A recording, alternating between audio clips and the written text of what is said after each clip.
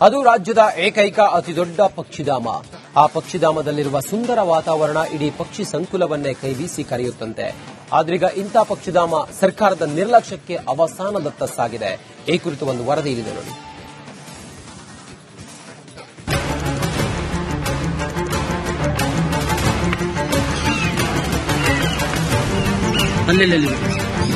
ವಿಶಾಲವಾದ ಕೆರೆ, ಹಕ್ಕಿಗಳ ಕಲರವ, ಈ ಸುಂದರ ದೃಶ್ಯ ನೋಡುವುದೇ ಕಣ್ಣಿಗೆ ಹಬ್ಬ.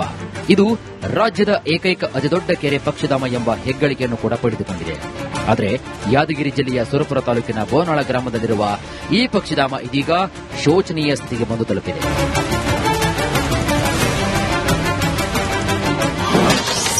ಅವಸಾನದತ್ತ ಬೋನಾಳ ಪಕ್ಷಿಧಾಮ. ಪಕ್ಷಿಧಾಮದಲ್ಲಿಲ್ಲ ಮೂಲಸೌಕರ್ಯ. ಇದು ಸರಿಸುಮಾರು 650 ಎಕರೆ ವಿಶಾಲವಾದ ಕೆರೆ. ಅಂದಿನ ಸಿಎಂ ಜಗದೀಶ್ ಶೆಟ್ಟರ್ ಆಡಳಿತದ ಅವಧಿಯಲ್ಲಿ ನಿರ್ಮಾಣವಾದಂತಹ ಅತಿದೊಡ್ಡ ಪಕ್ಷಿಧಾಮವಿದು. ರಾಜ್ಯದ ಏಕೈಕ ಅತಿದೊಡ್ಡ ಕೆರೆ ಪಕ್ಷಿಧಾಮ ಎಂಬ ಹೆಗ್ಗಳಿಕೆಗೂ ಕೂಡ ಪಾತ್ರವಾಗಿದೆ. ಆದರೆ ಇದೀಗ ಪಕ್ಷಿಧಾಮದಲ್ಲಿ ಮೂಲಸೌಕರ್ಯವಿಲ್ಲದೆ ಅವಸಾನದತ್ತ ಸಾಗ್ತಾ ಇದೆ. ನವೆಂಬರ್ದಿಂದ ಹಿಡಿದು ಫೆಬ್ರವರಿವರೆಗೆ ವಿದೇಶಗಳಿಂದ ಸುಮಾರು 30ಕ್ಕಿಂತ 40 ವಿವಿಧ ತಳಿಯ ಪಕ್ಷಿಗಳು ಬಂದು ಇಲ್ಲಿ ವಾಸ ಮಾಡಿ, ಈ ಸ್ಥಳದಲ್ಲಿ ವಾಸ ಮಾಡಿ ತಮ್ಮ ಸಂತಾನ ಉತ್ಪತ್ತಿಗಳನ್ನು ಮಾಡ್ಕೊಂಡು ಹೋಗ್ತಾವ. ಅದು ಫೆಬ್ರವರಿ ಕೊನೆ ಟೈಮ್ನಾಗ ಮತ್ತೆ ವಿದೇಶ ಕಡೆಗೆ ಮುಖ ಮಾಡ್ತಾವ. ಆದರೆ ಸರ್ಕಾರಗಳಾಗಲಿ ಪ್ರವಾಸೋದ್ಯಮ ಇಲಾಖೆ ಆಗಲಿ ಇಲ್ಲಿವರೆಗೆ ಇದನ್ನ ಅಭಿವೃದ್ಧಿಪಡಿಸುವಲ್ಲಿ ವಿಫಲರಾಗ್ಯಾರ. ಈಗಲಾದರೂ ಕೂಡ ಸರ್ಕಾರಗಳು ಮತ್ತು ಜಿಲ್ಲಾಡಳಿತ ಮತ್ತು ಪ್ರವಾಸೋದ್ಯಮ ಇಲಾಖೆ ಕಡೆಯಿಂದ ಇದನ್ನ ಅಭಿವೃದ್ಧಿಪಡಿಸತಕ್ಕಂಥ ಕೆಲಸ ಮಾಡಬೇಕು. ಇನ್ನು 12 ವಿದೇಶಗಳಿಂದ ಹಕ್ಕಿಗಳು ಇಲ್ಲಿಗೆ ಸಂತಾನೋತ್ಪತ್ತಿ ಕ್ರಿಯೆಗೆ ಬರುತ್ತವೆ. ನವೆಂಬರ್ನಲ್ಲಿ ಬೋನಾಳ ಕೆರೆಗೆ ಬಂದ ಹಕ್ಕಿಗಳು ಮಾರ್ಚ್ ಅಂತ್ಯದವರೆಗೂ ಕೂಡ ಕೆರೆಯಲ್ಲಿ ವಾಸ ಮಾಡ್ತವೆ. ಬಳಿಕ ತಮ್ಮ ಮರಿಗಳೊಂದಿಗೆ ತವರು ದೇಶಕ್ಕೆ ಮರಳುತ್ತವೆ.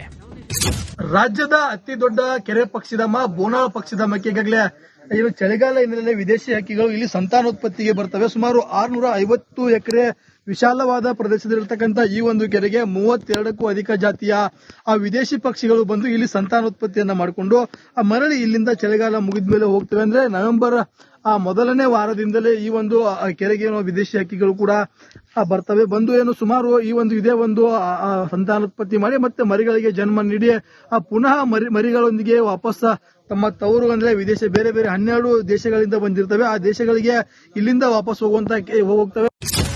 ಬೋನಾಳ ಪಕ್ಷಿಧಾಮಕ್ಕೆ ರಸ್ತೆ, ಮೂಲಸೌಕರ್ಯ, ಕುಡಿಯೋ ನೀರಿನ ಸಮಸ್ಯೆ ಇರೋದ್ರಿಂದ ಪ್ರವಾಸಿಗರ ಸಂಖ್ಯೆ ಕೂಡ ಕಡಿಮೆಯಾಗ್ತಾ ಇದೆ. ಈ ಪಕ್ಷಿಧಾಮಕ್ಕೆ ಪಕ್ಷಿ ಪ್ರಿಯರು ಭೇಟಿ ನೀಡಿ ಸಂಶೋಧನೆ ನಡೆಸಿದಾಗ 32 ಜಾತಿಯ ಹಕ್ಕಿಗಳು ಇಲ್ಲಿ ವಾಸ ಮಾಡುತ್ತಿರುವುದು ಬೆಳಕಿಗೆ ಬಂದಿದೆ.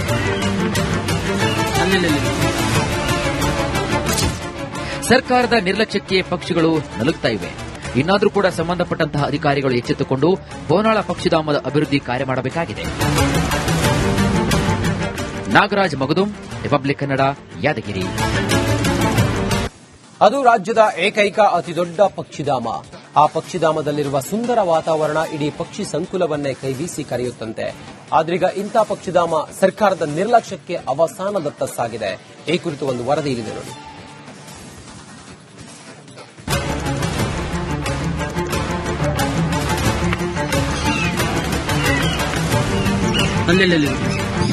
ವಿಶಾಲವಾದ ಕೆರೆ, ಹಕ್ಕಿಗಳ ಕಲರವ, ಈ ಸುಂದರ ದೃಶ್ಯ ನೋಡುವುದೇ ಕಣ್ಣಿಗೆ ಹಬ್ಬ. ಇದು ರಾಜ್ಯದ ಏಕೈಕ ಅತಿದೊಡ್ಡ ಕೆರೆ ಪಕ್ಷಿಧಾಮ ಎಂಬ ಹೆಗ್ಗಳಿಕೆಯನ್ನು ಕೂಡ ಪಡೆದುಕೊಂಡಿದೆ. ಆದರೆ ಯಾದಗಿರಿ ಜಿಲ್ಲೆಯ ಸುರಪುರ ತಾಲೂಕಿನ ಬೋನಾಳ ಗ್ರಾಮದಲ್ಲಿರುವ ಈ ಪಕ್ಷಿಧಾಮ ಇದೀಗ ಶೋಚನೀಯ ಸ್ಥಿತಿಗೆ ಬಂದು ತಲುಪಿದೆ.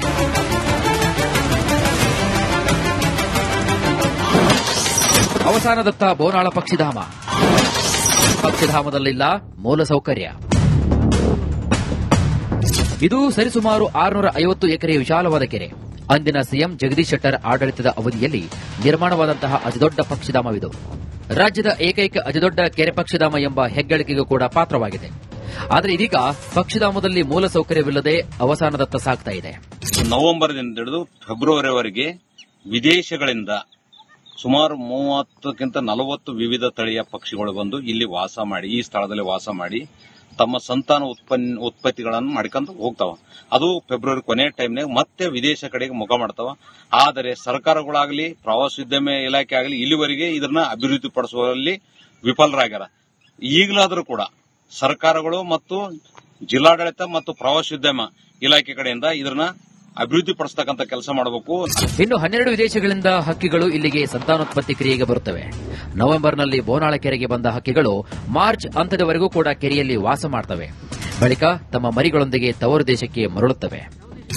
ರಾಜ್ಯದ ಅತಿ ದೊಡ್ಡ ಕೆರೆ ಪಕ್ಷಿಧಾಮ ಬೋನಾಳ ಪಕ್ಷಿಧಾಮಕ್ಕೆ ಈಗಾಗಲೇ ಚಳಿಗಾಲ ಹಿನ್ನೆಲೆಯಲ್ಲಿ ವಿದೇಶಿ ಹಕ್ಕಿಗಳು ಇಲ್ಲಿ ಸಂತಾನೋತ್ಪತ್ತಿಗೆ ಬರ್ತವೆ. ಸುಮಾರು 650 ಎಕರೆ ವಿಶಾಲವಾದ ಪ್ರದೇಶದಲ್ಲಿರ್ತಕ್ಕಂಥ ಈ ಒಂದು ಕೆರೆಗೆ 32ಕ್ಕೂ ಅಧಿಕ ಜಾತಿಯ ವಿದೇಶಿ ಪಕ್ಷಿಗಳು ಬಂದು ಇಲ್ಲಿ ಸಂತಾನೋತ್ಪತ್ತಿಯನ್ನ ಮಾಡಿಕೊಂಡು ಮರಳಿ ಇಲ್ಲಿಂದ ಚಳಿಗಾಲ ಮುಗಿದ ಮೇಲೆ ಹೋಗ್ತವೆ. ಅಂದ್ರೆ ನವೆಂಬರ್ ಮೊದಲನೇ ವಾರದಿಂದಲೇ ಈ ಒಂದು ಕೆರೆಗೆ ವಿದೇಶಿ ಹಕ್ಕಿಗಳು ಕೂಡ ಬರ್ತವೆ. ಬಂದು ಏನು ಸುಮಾರು ಇದೇ ಒಂದು ಸಂತಾನೋತ್ಪತ್ತಿ ಮಾಡಿ ಮತ್ತೆ ಮರಿಗಳಿಗೆ ಜನ್ಮ ನೀಡಿ ಪುನಃ ಮರಿಗಳೊಂದಿಗೆ ವಾಪಸ್ ತಮ್ಮ ತವರು ಅಂದ್ರೆ ವಿದೇಶ ಬೇರೆ ಬೇರೆ 12 ದೇಶಗಳಿಂದ ಬಂದಿರ್ತವೆ. ಆ ದೇಶಗಳಿಗೆ ಇಲ್ಲಿಂದ ವಾಪಸ್ ಹೋಗ್ತವೆ. ಬೋನಾಳ ಪಕ್ಷಿಧಾಮಕ್ಕೆ ರಸ್ತೆ, ಮೂಲಸೌಕರ್ಯ, ಕುಡಿಯೋ ನೀರಿನ ಸಮಸ್ಯೆ ಇರೋದ್ರಿಂದ ಪ್ರವಾಸಿಗರ ಸಂಖ್ಯೆ ಕೂಡ ಕಡಿಮೆಯಾಗ್ತಾ ಇದೆ. ಈ ಪಕ್ಷಿಧಾಮಕ್ಕೆ ಪಕ್ಷಿಪ್ರಿಯರು ಭೇಟಿ ನೀಡಿ ಸಂಶೋಧನೆ ನಡೆಸಿದಾಗ 32 ಜಾತಿಯ ಹಕ್ಕಿಗಳು ಇಲ್ಲಿ ವಾಸ ಮಾಡುತ್ತಿರುವುದು ಬೆಳಕಿಗೆ ಬಂದಿದೆ.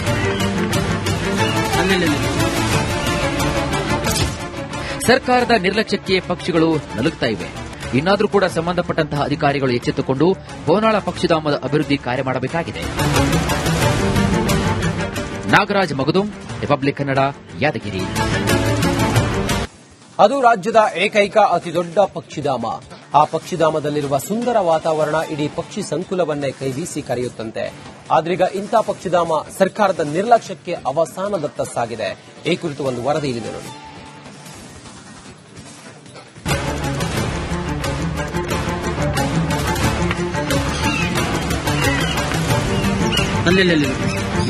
ವಿಶಾಲವಾದ ಕೆರೆ, ಹಕ್ಕಿಗಳ ಕಲರವ.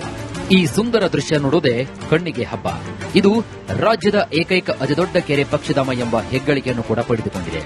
ಆದರೆ ಯಾದಗಿರಿ ಜಿಲ್ಲೆಯ ಸುರಪುರ ತಾಲೂಕಿನ ಬೋನಾಳ ಗ್ರಾಮದಲ್ಲಿರುವ ಈ ಪಕ್ಷಿಧಾಮ ಇದೀಗ ಶೋಚನೀಯ ಸ್ಥಿತಿಗೆ ಬಂದು ತಲುಪಿದೆ.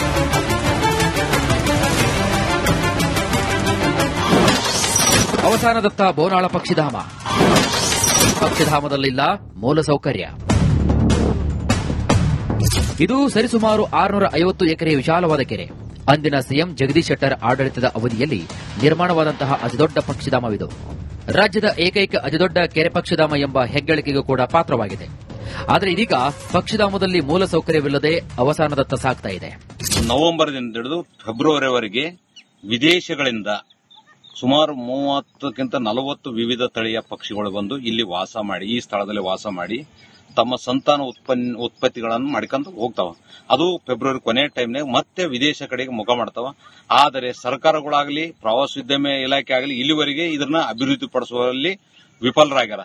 ಈಗಲಾದರೂ ಕೂಡ ಸರ್ಕಾರಗಳು ಮತ್ತು ಜಿಲ್ಲಾಡಳಿತ ಮತ್ತು ಪ್ರವಾಸೋದ್ಯಮ ಇಲಾಖೆ ಕಡೆಯಿಂದ ಇದನ್ನ ಅಭಿವೃದ್ಧಿ ಪಡಿಸತಕ್ಕಂತ ಕೆಲಸ ಮಾಡಬೇಕು.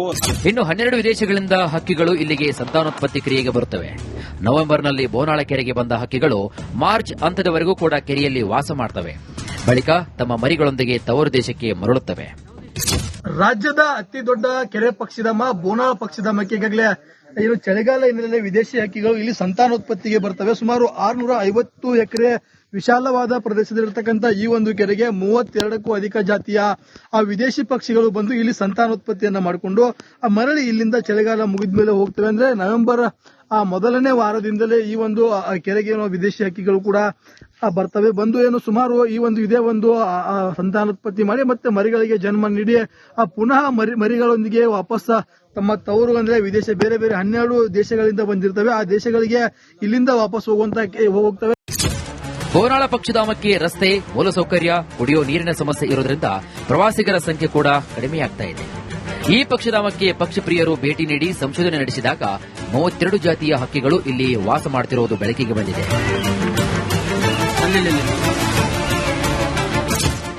ಸರ್ಕಾರದ ನಿರ್ಲಕ್ಷ್ಯಕ್ಕೆ ಪಕ್ಷಿಗಳು ನಲುಗ್ತಾ ಇವೆ.